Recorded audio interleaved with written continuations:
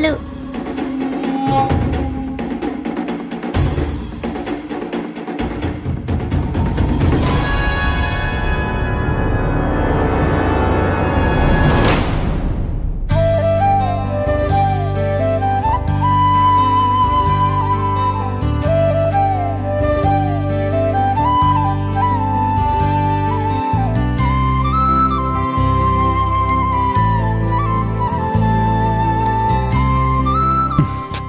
Stapler ఎక్కడా?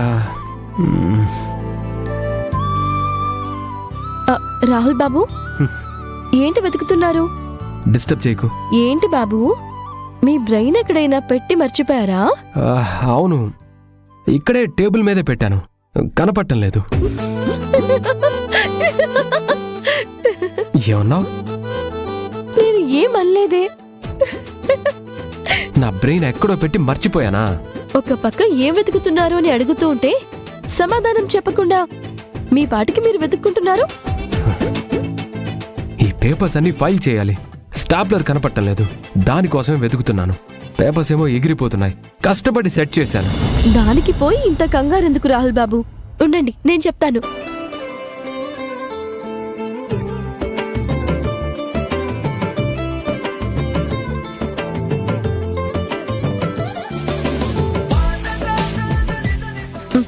ఇదిగోండి.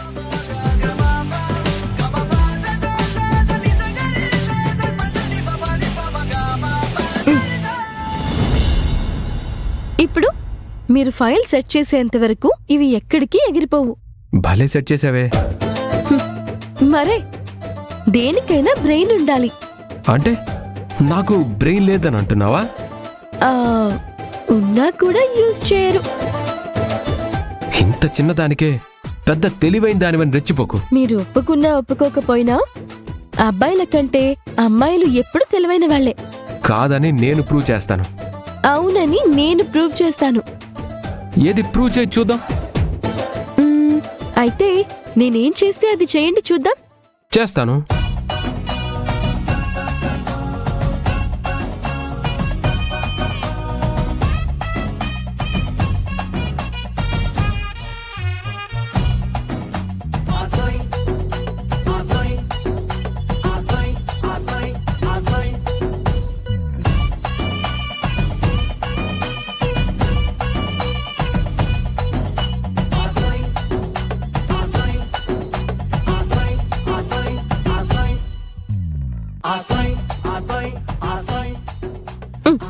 ఇలా చేయండి, చేయండి.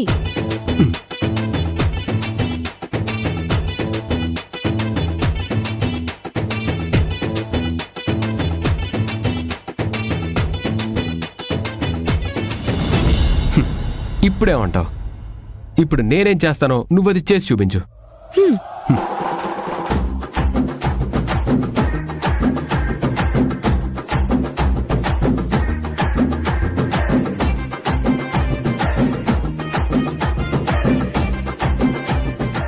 కూర్చో. కూర్చుంటా, చూడండి.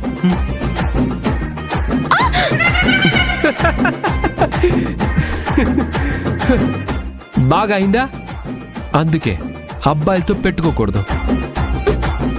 అప్పుడే అయిపోలేదు, ఇంకా ఉంది. ఏంటో? దీన్ని ఎలాగైనా ఓడించాలి. ఎలా?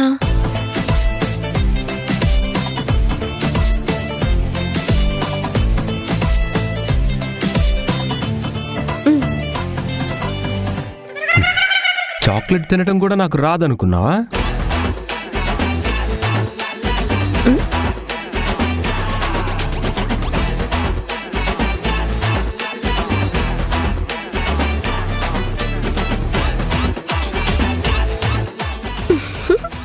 నేను తినలేదు కదా.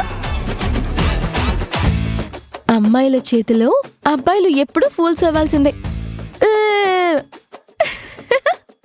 ఇది చీటింగ్. ఏం కాదు, వీటినే తెలివితేటలు అంటారు. అవి బుర్రున్న వాళ్ళకే ఉంటాయి. మళ్ళీ నన్ను బ్రెయిన్లెస్ అంటావా? నీకు బ్రెయినే కాదు, హార్ట్ కూడా లేదు.